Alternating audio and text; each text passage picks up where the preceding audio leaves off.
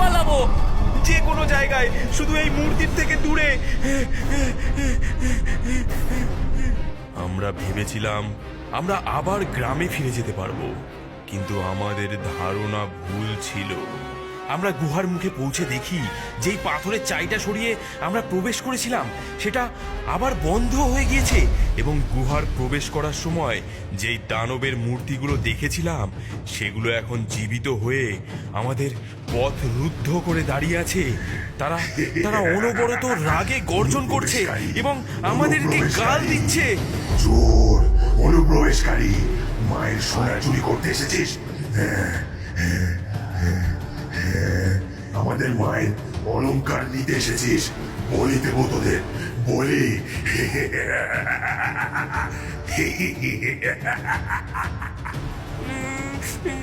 বলাই, এরা কারা?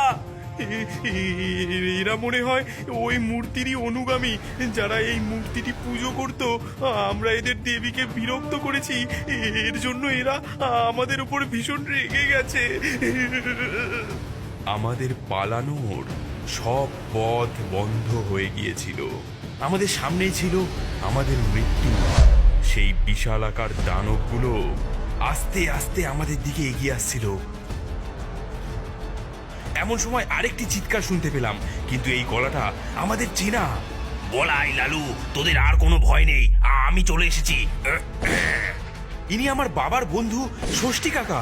মধু খুঁজতে ইনিও আমাদের সঙ্গে এসেছিলেন। বলাই লালু, শিগগির শিগগির এদিকে চলে আয়, এদিকে বেরোনোর আরেকটা পথ আছে। এদিকে এদিকে।